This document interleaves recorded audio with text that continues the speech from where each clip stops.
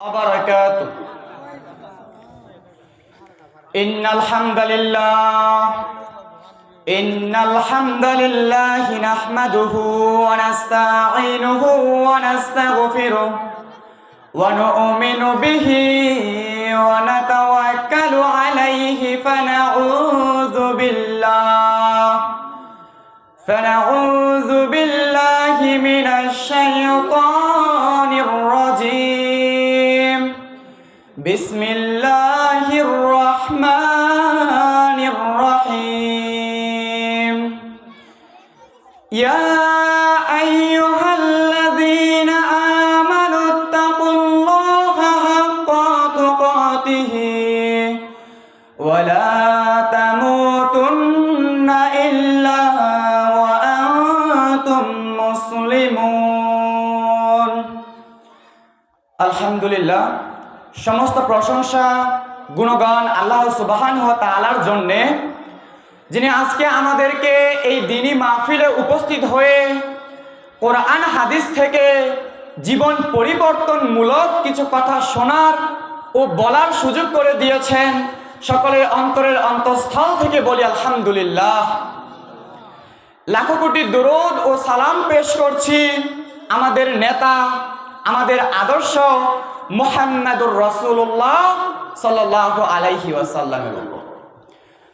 সম্মানিত উপস্থিতি, পর্দার আড়ালে সম্মানিত মা ও বোনেরা,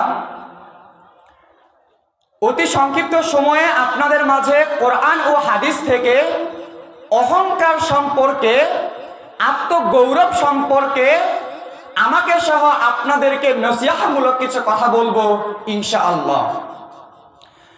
প্রত্যেকটি মানুষের মধ্যে দুটি শক্তি লুকায়িত রয়েছে বা দুটি স্বভাব। একটি হচ্ছে আপনার ইতিবাচক স্বভাব, আরেকটি হচ্ছে আপনার নেতিবাচক স্বভাব, যা হচ্ছে শয়তানের। এই নেতিবাচক স্বভাবের মধ্যে অন্যতম একটা স্বভাব হচ্ছে অহংকার। এই অহংকারের কারণে ইবলিসকে জান্নাত থেকে বিতাড়িত করে দেওয়া হয়েছে।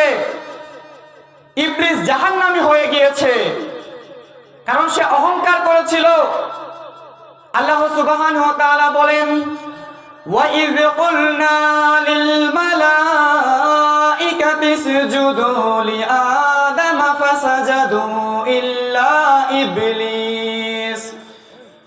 আল্লাহ রাব্বুল আলামিন যখন ফেরেশতাকুলকে বললেন, তোমরা আদমকে সাজদা করো, তখন সবাই সাজদা করলো, ইল্লা ইবলিস, ইবলিস ব্যতীত। সে কেন সাজদা করেনি? আবা ওয়াস্তাকবারা ওয়া কানা মিনাল কাফিরিন। সে অহংকার করেছিল, অস্বীকার করেছিল। আল্লাহ আপনি বলেন কি আমি আদমকে সাজদা করব? আসজুদু লিমান খলাকতা তিনা, যাকে আপনি মাটি থেকে তৈরি করেছেন। আদম, এই ইবলিস অহংকার করেছিল। এজন্য আল্লাহ রাব্বুল আলামিন বলছেন, ফাখরুজ মিনহা, তুমি বের হয়ে যাও, তুমি এখান থেকে বের হয়ে যাও। ফাইন্নাকা রাজিম, কারণ তুমি হলে কি? অভিশপ্ত। তো এর পিছনে কারণটা কি? সে অহংকার করেছিল এবং আল্লাহর হুকুম সে অমান্য করেছিল। এজন্য আল্লাহ তাআলা তাকে জান্নাত থেকে বিতাড়িত করে দিয়েছিলেন। এই অহংকারটা কি? অহংকারটা হচ্ছে নিজেকে অন্যের চাইতে বড় মনে করা, সত্যকে প্রত্যাখ্যান করা, মানুষকে তুচ্ছ তাচ্ছিল্য করা। এই অহংকারটা আমাদের মধ্যে কেন আসে? আল্লাহ সুবহানাহু ওয়া তাআলা সূরা আলাকের 6 নং আয়াতের মধ্যে বলছেন, কাল্লা ইন্নাল ইনসানা লায়াতগা। কখনো না, মানুষ সীমা লঙ্ঘন করে। আর রাআহু ইস্তাগনা, কারণ সে নিজেকে অভাবমুক্ত মনে করে। যখন মানুষ নিজেকে অভাবমুক্ত মনে করে, তখনই তার মধ্যে অহংকার চলে আসে। আল্লাহ রাব্বুল আলামিন আপনাকে ধন সম্পদ দিয়েছেন, আপনি তার শুকরিয়া আদায় করবেন। আল্লাহ রাব্বুল আলামিন আপনাকে ভালো পোশাক পরার তৌফিক দিয়েছেন, আপনি শুকরিয়া আদায় করবেন। আপনার গাড়ি বাড়ি ব্যাংক ব্যালেন্স রয়েছে, আপনি শুকরিয়া আদায় করবেন। কিন্তু আপনি কি করছেন? অহংকার করছেন। আল্লাহ রাব্বুল আলামিন বলছেন, ফাযকুরুনি আযকুরুকুম ওয়াশকুরুলি ওয়ালা তাকফুরুন। আল্লাহ রাব্বুল আলামিন বলছেন, ফাযকুরুনি আযকুরুকুম, তোমরা আমাকে স্মরণ করো। যদি তোমরা আমাকে একইভাবে স্মরণ করো, আমিও তোমাদেরকে একইভাবে স্মরণ করব। যদি তোমরা আমাকে ঐক্যবদ্ধভাবে স্মরণ করো, তাহলে শুনে রাখো, আমি এর চেয়ে উত্তমভাবে ফেরেশতাদের মজলিস নিয়ে আমি আল্লাহ তোমাকে স্মরণ করব। সুবহানাল্লাহ। ওয়াশকুরুলি ওয়ালা তাকফুরুন, আমার কৃতজ্ঞ হও। এই যে আমি তোমাকে সৃষ্টি করেছি, এই দুনিয়াতে আমি তোমাকে পাঠিয়েছি, তোমাকে আমি খাওয়াচ্ছি, পড়াচ্ছি, ধন সম্পদ দিয়েছি, রুজি রোজগারের ব্যবস্থা করে দিয়েছি, এত সুন্দর একটা পরিবার তোমাকে আমি দিয়েছি, তুমি আমার কৃতজ্ঞতা জ্ঞাপন করো। ওয়ালা তাকফুরুন, অকৃতজ্ঞ হইও না। আমি আল্লাহ, তুমি আমার কৃতজ্ঞ জ্ঞাপন করো, তুমি অকৃতজ্ঞ হইও না। সম্মানিত উপস্থিতি, কিন্তু আজ আমাদের মধ্যে এই কৃতজ্ঞতা বোধ আসছে না। আল্লাহ রাব্বুল আলামিন আমাদেরকে এই ধন সম্পদ দিয়ে পরীক্ষা করছেন, কিন্তু আমরা সেই পরীক্ষার মোকাবেলা না করে, আল্লাহর কৃতজ্ঞতা জ্ঞাপন না করে, সেই অর্থ সম্পদ দিয়ে, সেই ক্ষমতা দিয়ে আমরা অহংকার করছি। আল্লাহ রাব্বুল আলামিন বলছেন, তোমরা অহংকার করিও না। কেন? আল কিবরিয়াউ রিদাই ওয়াল আজমাতু ইজারি ফামান নাযাআনি ওয়াহিদাম মিনহা আদখালতুহুন নার। আল্লাহ বলছেন, ওহে বান্দা, তুমি আমার সাথে অহংকার করিও না। কেন? কারণ অহংকার হচ্ছে আমার চাদর এবং মহত্ব হচ্ছে আমার গর্বের পোশাক। আর এই দুইটা জিনিস নিয়ে যে টানাটানি করবে, বাড়াবাড়ি করবে, তাহলে শুনে রাখো, আদখালতুহুন নার, আমি আল্লাহ তাকে জাহান্নামে প্রবেশ করাবো। নাউযুবিল্লাহ। সম্মানিত উপস্থিতি, আজ দেখা যায় মানুষের কিছু টাকা হলে, অর্থ সম্পদ হলে তার পা আর মাটিতে পড়ছে না।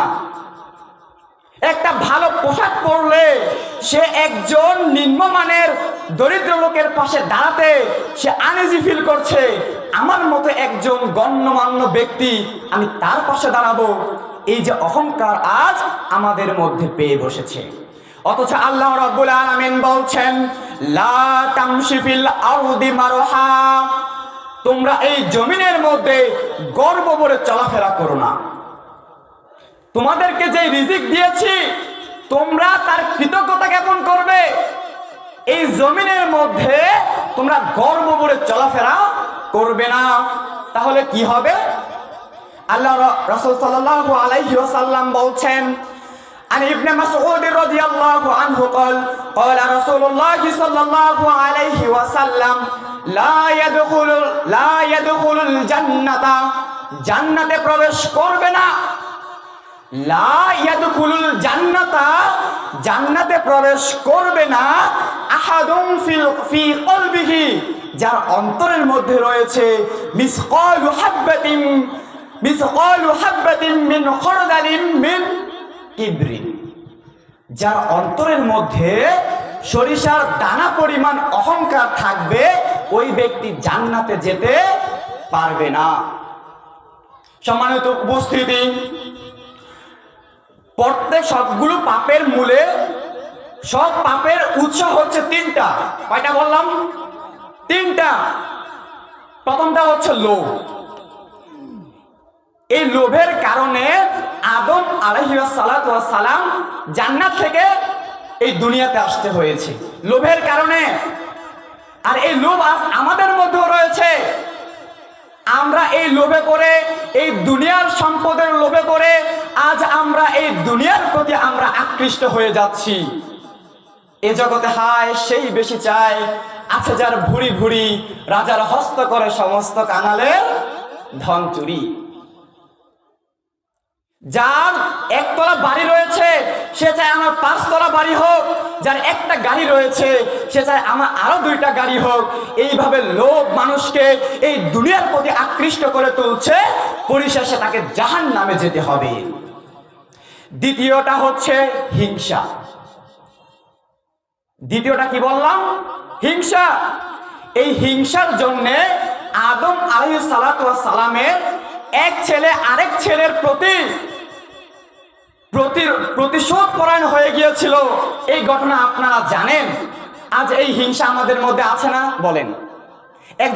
একজন মানুষ ভালো খেলে আমরা দেখতে পারি না, সে ভালো পড়লে আমরা দেখতে পারি না, আমাদের হিংসা হয়।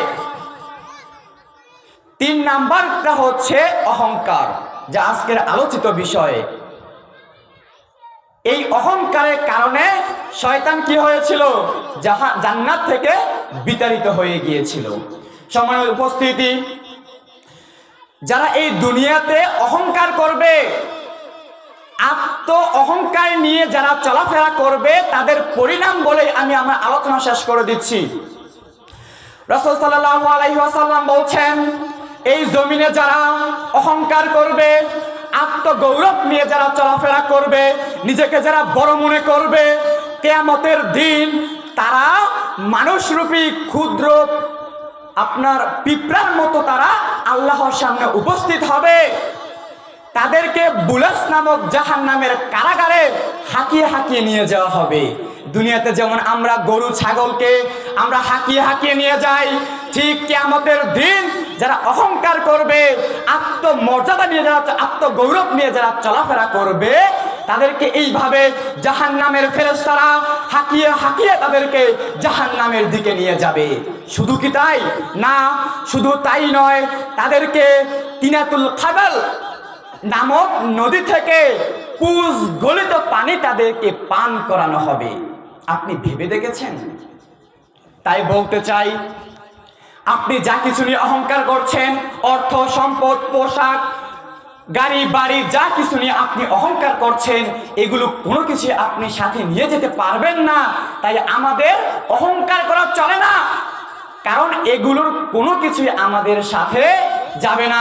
রাসূল সাল্লাল্লাহু আলাইহি ওয়াসাল্লাম বলছেন, ইয়াতবাউল মাইয়িতা সালাসা, 3টা জিনিস মৃত ব্যক্তির সাথে যায়। কয়টা জিনিস? 3টা জিনিস মৃত ব্যক্তির সাথে যায়। ইয়াতবাউল মাইয়িতা সালাসা, আহলুহু ওয়া মালুহু ওয়া আমালুহু, তার পরিবার, তার সম্পদ, তার আমল। ফায়ারজি ইসনানে ওয়া ইয়াবকা ওয়াহিদ, 2টা জিনিস ফিরে আসে কবরস্থান থেকে, আর একটা জিনিস বাকি থাকে, সাথে থেকে যায়। ইয়ারজিউ আহলুহু ওয়া মালুহু, তার পরিবার এবং তার সম্পদ কবর থেকে ফিরে আসে। যারা কবর দিতে যায় তারা ফিরে আসে, তার আত্মীয় স্বজন, ওই যে আপনি কোদাল খাটিয়ে নিয়ে গিয়েছেন সম্পদগুলো, এগুলো ফিরে আসবে। ওয়া ইয়াবকা আমালুহু, তার আমলটা তার সাথে থেকে যাবে। তাই আসুন এই অহংকার আমরা দূর করে কোনোভাবেই যেন আমাদের মধ্যে অহংকার প্রকাশ না পায়, আত্মগৌরব যেন আমাদের মধ্যে প্রকাশ না পায়। আল্লাহ তাআলা আমাদেরকে অহংকার মুক্ত জীবনযাপন করার তৌফিক দান করুক এবং আখিরাতের জন্য আমরা যেন প্রস্তুতি গ্রহণ করতে পারি, আল্লাহ তাআলা সেই তৌফিক দান করুক। তাই মানুষের সাথে আপনি সহনশীলভাবে আচরণ করবেন, কোমল ব্যবহার করবেন, কোনোভাবেই দাম্ভিকতার সাথে অহংকার নিয়ে কথা বলা যাবে না। এ বলে আমি আমার সংক্ষিপ্ত আলোচনা শেষ করছি। সুবহানা রাব্বিকা রাব্বিল ইজ্জাতি আম্মা ইয়াসিফুন ওয়া সালামুন আলাল মুরসালিন ওয়ালহামদুলিল্লাহি রাব্বিল আলামিন। আসসালামু আলাইকুম ওয়া রাহমাতুল্লাহ।